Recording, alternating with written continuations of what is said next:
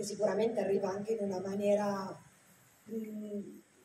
personale, un po' corrisponde alla mia visione delle religioni. Donc ce choix est aussi un choix pour mettre en avant le choix religieux à l'intérieur du film, vous avez pu le remarquer. Donc, il y a une présence en effet qui est très forte et qui représente aussi ce que moi je ressens par rapport à ce film et par rapport aussi à ce sujet-là. E però secondo me è anche un po' una dichiarazione di intenti iniziale, perché a mio avviso essere una pecora in mezzo ai lupi significa avere molte poche possibilità di farcela e questa è un po' la condizione di partenza in cui sono tutti i personaggi all'interno del film, ma forse anche un po' l'essere umano. Et en même temps, c'est une sorte de déclaration, même un avant-goût par rapport à l'histoire que nous allons voir dans le film. Parce qu'en effet, vous l'avez remarqué, il y a des personnages qui sont comme des moutons parmi les loups. Pas un seul, mais tous ces personnages peuvent, à leur façon, être des moutons parmi des loups qui essaient de les dévorer.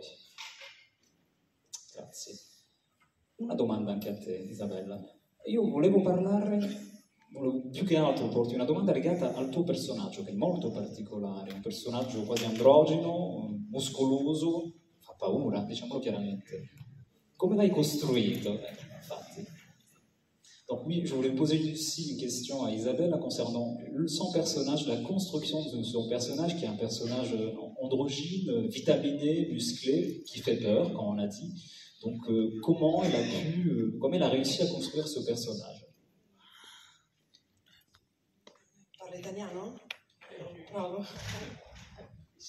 J'essaie de parler en français, vous êtes très gentil d'essayer de comprendre. Et les personnages, en fait, c'est bizarre dans mon parcours. Et en fait, c'est très physique. Et les travaux qu'on a fait, c'est très physique parce que je fais des exercices, je me suis préparée. Je parle aussi une autre langue parce que je parle serbe. Alors je suis moitié italienne, moitié serbe. Et c'est un personnage qui, en fait, sont des personnages ensemble. Parce qu'elle est Stefania, mais elle est aussi Vera.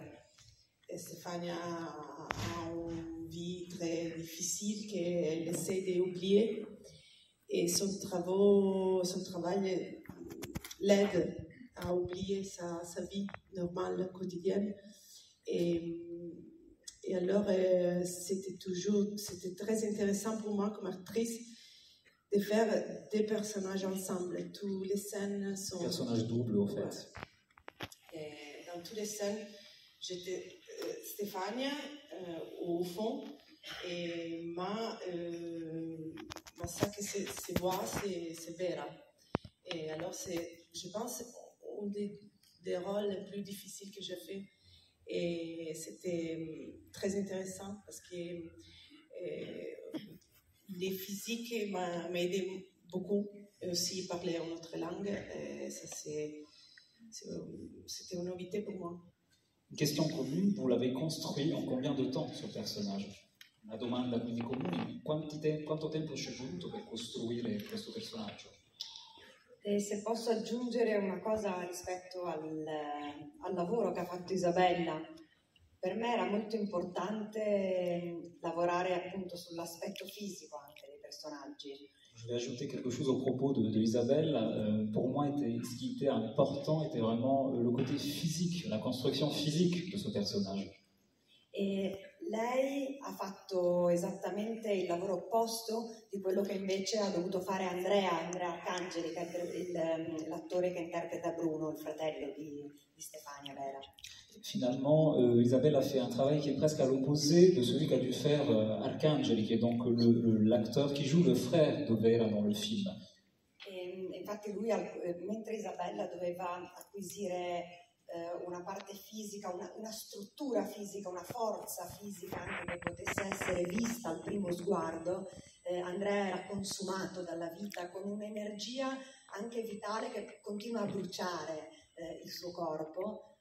Donc alors que Isabelle a été là pour bâtir presque un physique surhumain, donc musclé, fort, présent, prégnant, Andrea était là pour presque s'effacer peu à peu derrière un corps qui était souffrant et qui tentait finalement a disparaître doucement. E questo perché credo che i personaggi, come le persone che noi normalmente incontriamo nella vita, dal primo aspetto già ci possono dare un'idea di quello che è il loro vissuto, anche senza doverlo sempre raccontare, senza doverlo spiegare completamente. Tu quando conosci una persona ti presenti, però non è che poi ti racconta tutta la sua vita, ma riesci un po' ad annusare, a presentire quello che è stato il suo passato, anche solo dall'aspetto. E mi piaceva riportare questa esperienza nel film. Donc ces personnages, comme finalement des personnes dans la vie réelle, portent sur elles-mêmes, dans leur corps, dans leur visage, ce qui les a marqués au cours de leur vie. Donc, comme dans la vie réelle, quand on rencontre quelqu'un, on se présente, avant même de discuter avec lui, on n'aura bien évidemment pas tous les renseignements le concernant d'un point de vue personnel, mais on aura son physique qui nous aidera peut-être à comprendre des choses, des non-dits qu'on n'a pas besoin finalement de savoir avec les questions.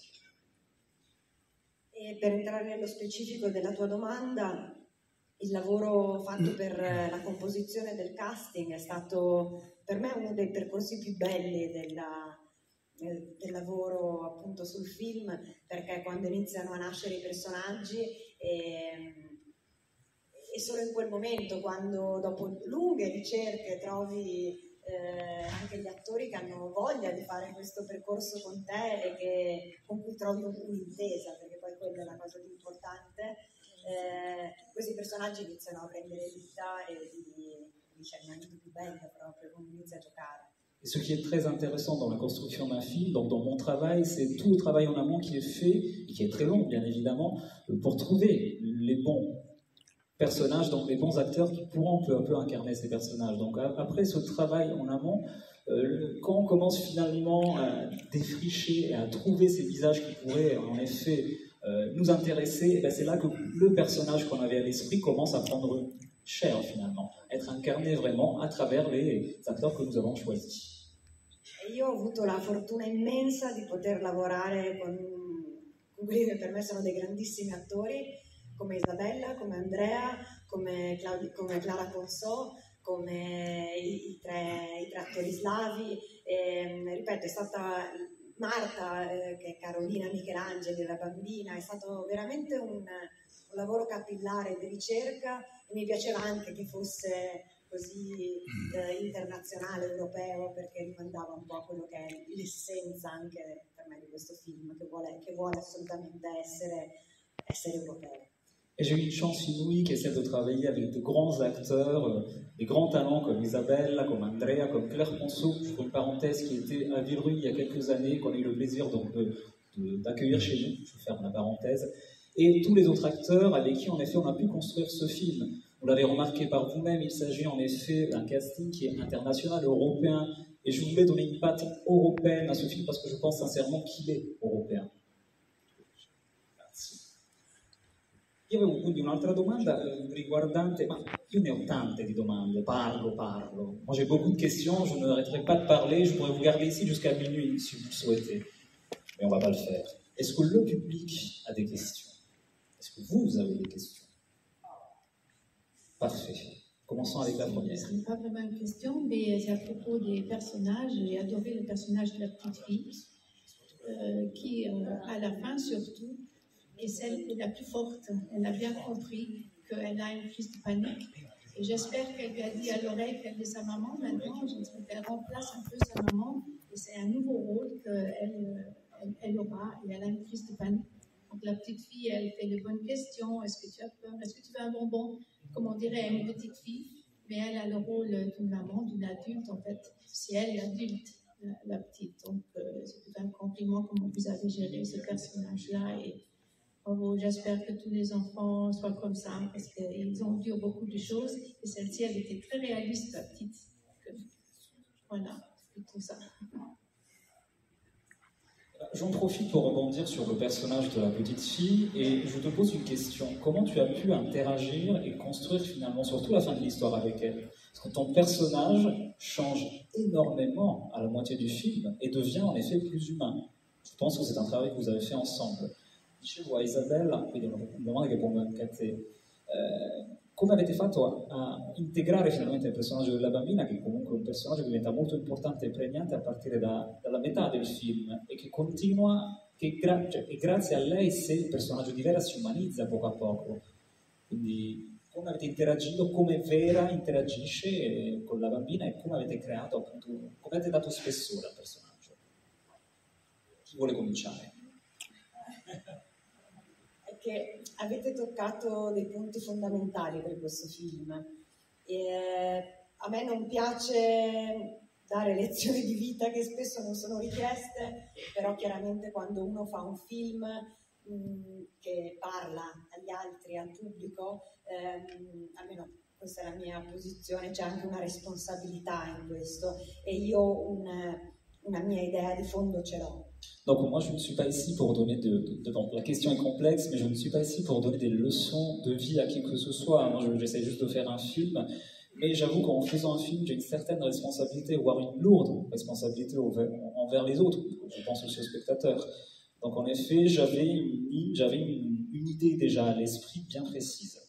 E a fronte di un mondo in cui la violenza sembra essere, e la percezione dell'altro come un pericolo, sembra essere la maniera più facile di relazionarsi, invece io credo che l'unica speranza proprio per l'essere umano sia quella di aprirsi all'altro. E questo è il percorso che fa il nostro personaggio Stefania, che è un personaggio chiuso, ed è solo appunto attraverso questa drammatica esperienza che riesce a raggiungere questo obiettivo proprio con Marta, cioè aprirsi al contatto profondo con l'altro.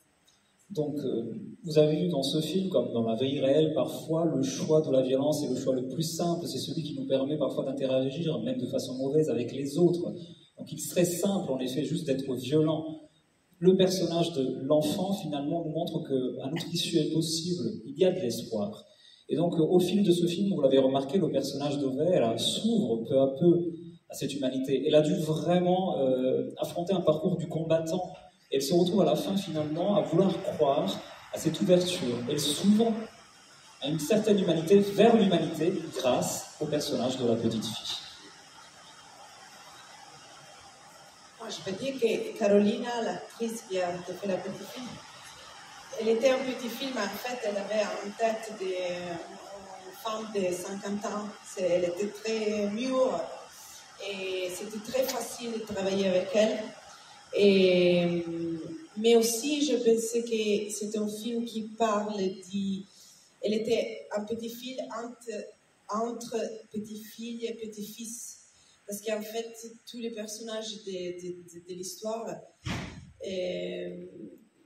ont encore une douleur qui vient de l'enfance et ils sont pas capables de grandir. Et un peu, on a la même âge un peu, parce que en fait aussi, Stefania, dans la vie réelle, elle est une petite fille, elle n'est pas capable d'avoir des relations normales. Et c'est un peu arrêté dans sa vie quotidienne. Elle est devenue très bien dans son travail, mais elle a des problèmes comme si elle n'est pas développée. Et en fait, la petite fille, elle est plus sage parce qu'elle a vu déjà beaucoup de choses. Et ça, j'ai toujours eu avec elle un rapport paritaire. C'était incroyable parce que c'était bien choisi aussi. Lida a vu ça tout de suite. Et c'était vraiment très facile de travailler avec elle. J'ai oublié qu'elle était une petite fille parce qu'elle est vraiment très sage.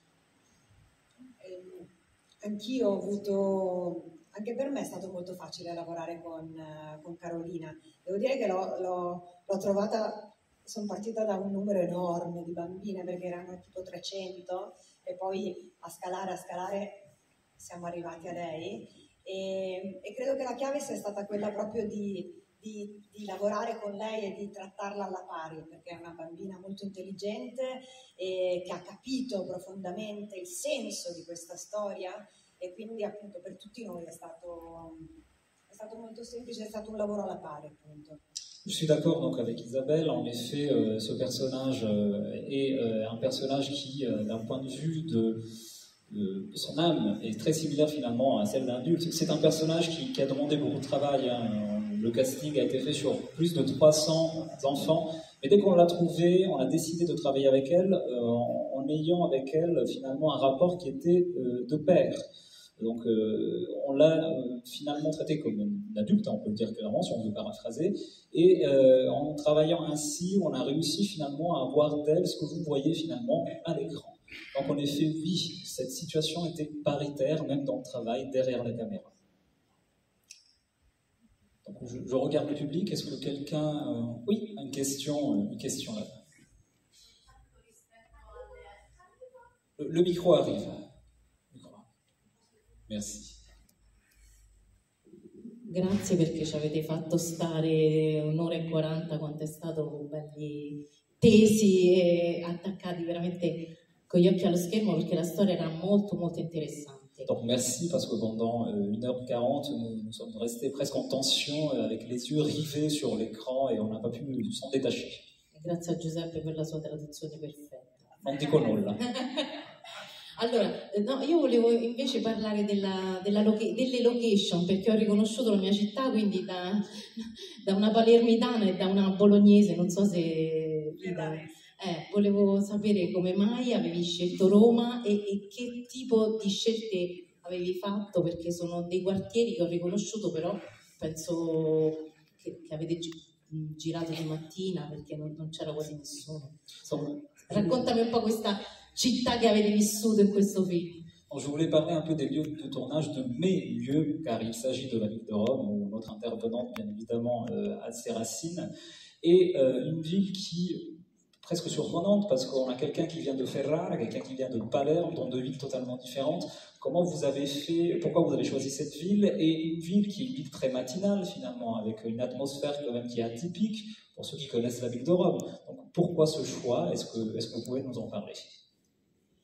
Allora, per me ogni elemento che c'è sullo schermo, ogni elemento che compone l'immagine deve andare nella stessa direzione della storia e dell'emozione che si sta raccontando. Quindi per me era importante avere da un lato una città grande, una metropoli che potesse rendere possibile banalmente l'incastro infiltrata, mafia slava e fratello criminale. Però volevo anche una città che fosse altrettanto fredda e livida come i miei personaggi. Donc je pars du principe que chaque image, chaque photogramme que vous voyez doit aller de pair avec l'histoire que nous sommes en train de voir quand on regarde le film et les émotions que ce film essaie de nous rendre.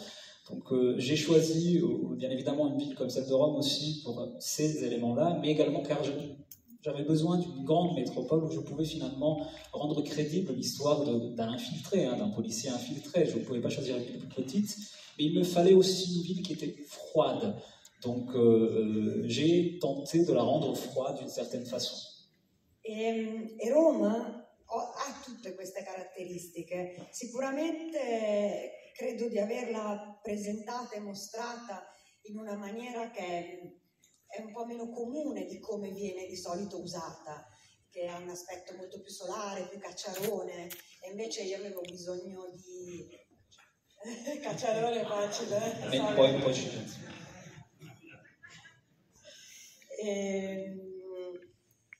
e appunto però Roma ha queste caratteristiche, quindi insieme alla fotografia, alla scenografia abbiamo fatto una ricerca sulle architetture, sui materiali, sulle linee, che ogni elemento, anche dal punto di vista appunto proprio delle componenti materiche, doveva rimandare a questo, quindi graniti, marmi, linee dure.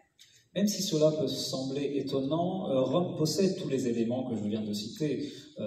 Car oui, on imagine Rome comme une ville chaude, on imagine la carte postale, on imagine cette ville criarde, donc comme toutes les villes du Sud, Cacciarone criarde. Et donc oui, on peut en réalité, quand on connaît cette grande ville, cette grande métropole, trouver des quartiers, des lieux bien spécifiques où on retrouve finalement, grâce à l'architecture, grâce à la palette chromatique même de l'architecture tout court, des lieux qui peuvent nous rappeler cette froideur. E io, visto che parliamo di questo, parlerei anche quindi della fotografia. Quindi il direttore della fotografia, Beppe Maio, e appunto, tra l'altro il direttore del film Mia, che per ora è al festival, ha fatto un lavoro fantastico. Come avete lavorato insieme sul film? E soprattutto quanto tempo ci avete messo per creare queste immagini?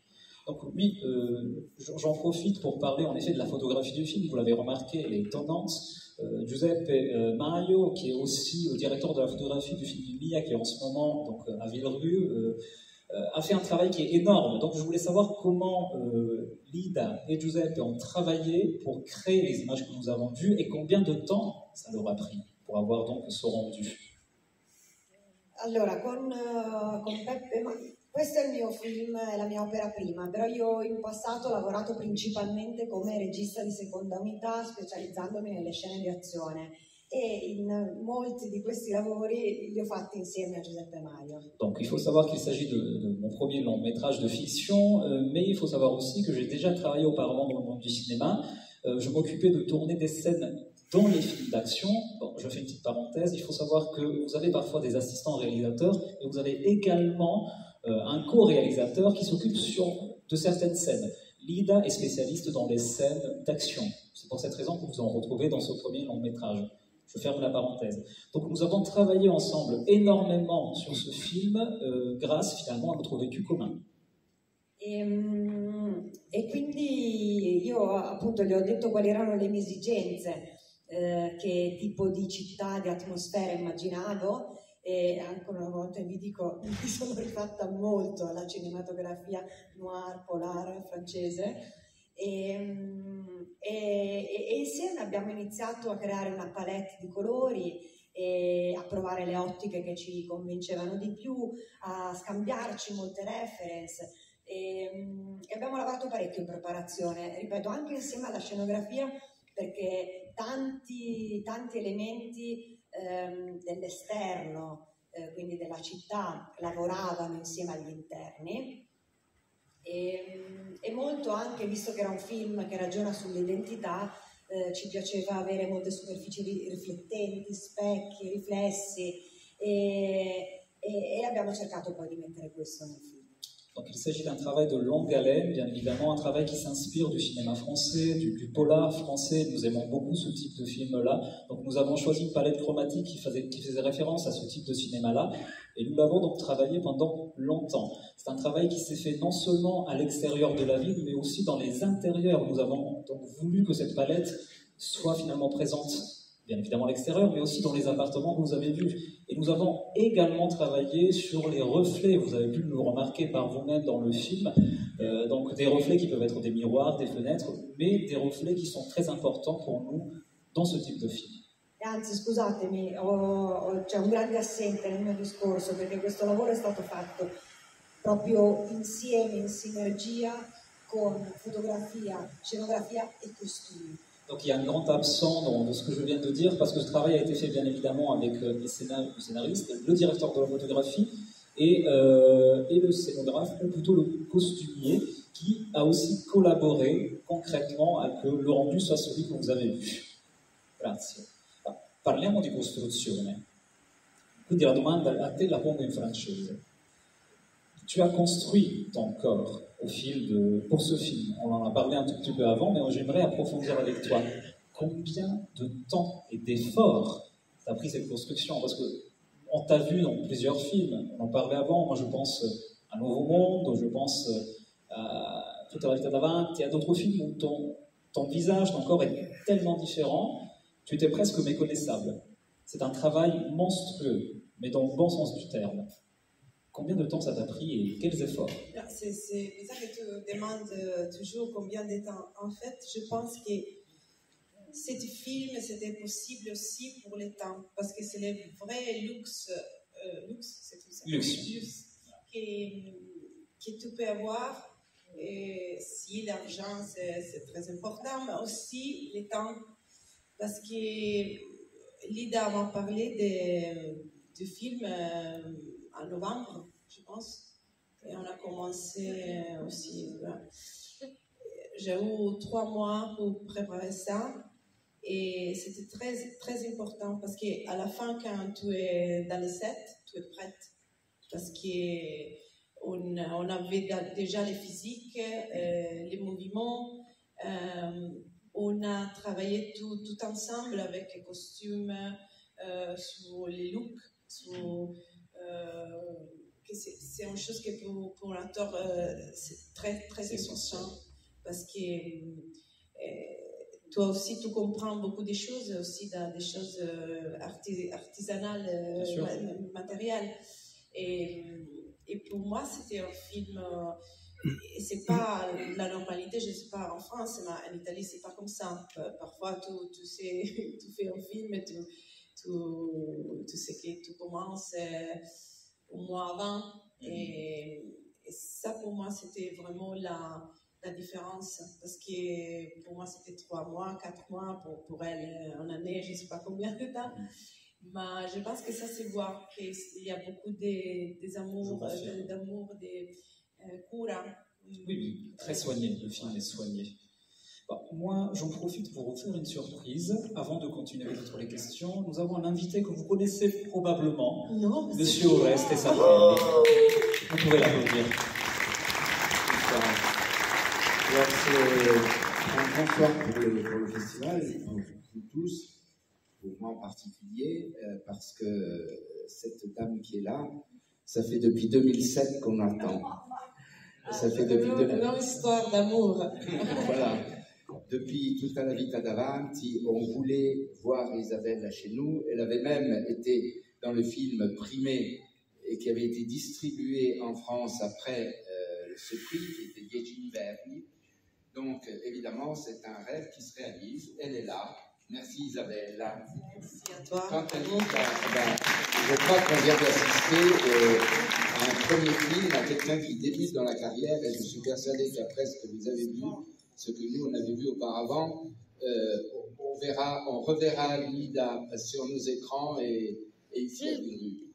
Donc vraiment, merci à toutes les deux d'avoir fait ce déplacement. Et puis aussi ce soir, il y avait dans l'autre salle Neri Marcore, qui est aussi quelqu'un qu'on aime beaucoup et qu'on est arrivé à avoir cette année avec nous. Il a présenté un film dans lequel il joue, et demain il va présenter un film dans lequel il joue et qu'il a réalisé, qui s'appelle Zamora. Demain après-midi, ce sera la première mondiale.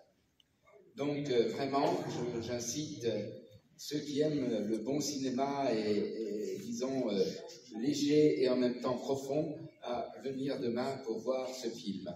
Je vous souhaite une bonne soirée à tous et je vous dis à demain et bon festival. Merci. Merci à vous.